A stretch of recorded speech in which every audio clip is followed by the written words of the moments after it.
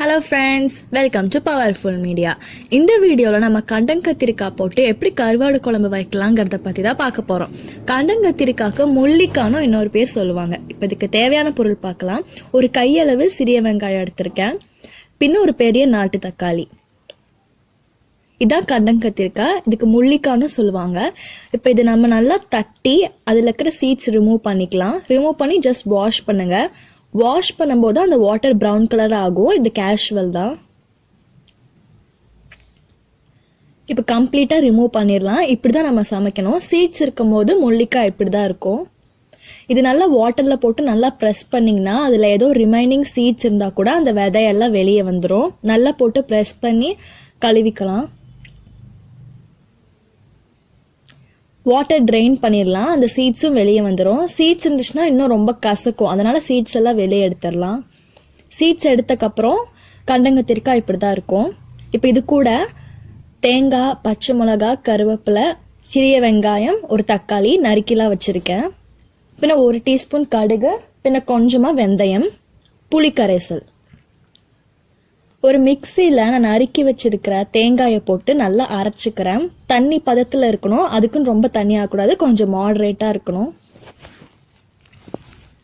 ஒரு கடாய் சூடானக்கப்புறம் நான் நல்லெண்ணெய் ஊற்றுறேன். உங்களுக்கு என்ன எண்ணெய் வேணுமோ அந்த எண்ணெயை நீங்கள் ஊற்றிக்கலாம். இது கூட வெந்தயம் சேர்த்துக்கிறேன். நல்லா பொரிஞ்சக்கப்புறம் 1 டீஸ்பூன் கடுகு. இது நல்லா பொரிஞ்சு வந்தக்கப்புறம் 2 பச்சை மிளகா நறுக்கி வச்சிருக்கிற சிறிய வெங்காயம் போட்டுக்கிறேன். போட்டு நல்லா வதக்கிக்கலாம். இது கூடவே கருவேப்பிலை சேர்த்துக்கிறேன். மீடியம் ஃப்ளேம்லேயே வச்சா போதும். ரொம்ப வச்சா கருகிரும். ஸோ மீடியம் ஃப்ளேம்லேயே வச்சு வறுத்துக்கலாம். இப்போ 1 டீஸ்பூன் அளவு சீரகம் சேர்த்து நல்லா இடிச்சுக்கலாம். இடித்த சீரகத்தை நம்ம அந்த வெங்காயத்தோடு சேர்த்து நல்லா பொன்னிறமாகிற வரை வதக்கணும். கொஞ்சம் நல்லா ப்ரௌன் கலர் வர வரையும் நல்லா எண்ணெய் ஊற்றி வதக்கிக்கலாம். இப்போ கட் பண்ணி வச்சிருக்கிற ஒரு தக்காளியை சேர்த்துக்கலாம். நான் நாட்டு தக்காளி போட்டிருக்கேன். ரொம்ப புளிக்கும். அதனால நான் 1 தான் சேர்த்துருக்கேன். இது கூடவே நம்ம சீட்ஸ் ரிமூவ் பண்ணி வச்சிருக்கிற கண்டங்கத்திரிக்காய் சேர்த்துக்கலாம். இது ரொம்பவே ஹெல்த்துக்கு நல்லது. போட்டு ஒரு 2 மினிட்ஸ் நல்லா வதக்கிக்கலாம். இப்போ இது கூட 1/4 டீஸ்பூன் மஞ்சள் தூள், பின்ன தேவையான அளவு உப்பு போட்டுக்கலாம். உப்பு வந்துட்டு பார்த்து போடுங்க. ஏன்னா கருவாடும் ரொம்ப உப்பாக இருக்கும். ஸோ உப்பு சேர்க்கும் போது கொஞ்சம் பார்த்து குறைச்சலாக சேர்த்துக்கலாம். இது கூடவே 3 டீஸ்பூன் அளவு குழம்பு மிளகாய் தூள் சேர்க்குறேன். மீடியம் ஃப்ளேம்லேயே வச்சுக்கலாம். இல்லாட்டி பொடி கருகிற மாதிரி இருக்கும். அப்புறம் 1 டீஸ்பூன் காரத்துக்கு ஏற்ற மாதிரி நான் சில்லி பவுடர் சேர்த்துக்கிறேன். மிளகாய் தூள் உங்கள் காரத்துக்கு ஏற்ற மாதிரி நீங்கள் சேர்த்துக்கோங்க.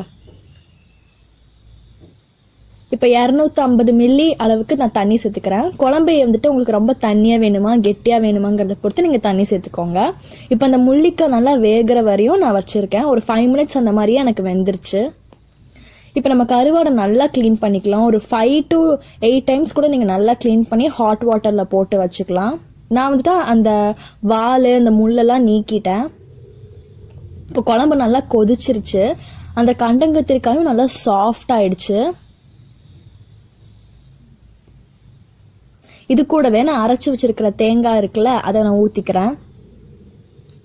இது வந்துட்டு மீடியம் ஃப்ளேம்லேயே வச்சுக்கலாம். இல்லாட்டி இந்த தேங்காயோட எண்ணெய் ஸ்மெல் வரும்.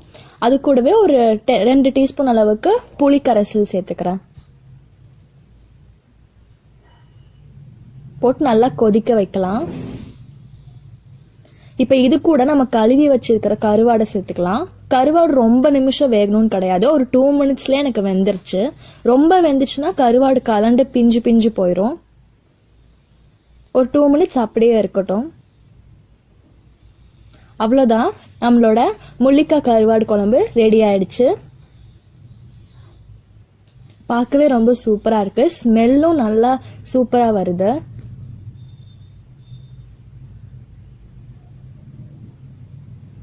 இது நீங்களும் ட்ரை பண்ணி பாருங்கள். இதே மாதிரி நான் எப்படி சிக்கன் பண்ணலாம், ப்ரான் பண்ணலாம் நிறையா போட்டிருக்கேன். அந்த வீடியோஸும் பிடிச்சிருந்தா அந்த வீடியோக்கான லிங்க் டிஸ்கிரிப்ஷன்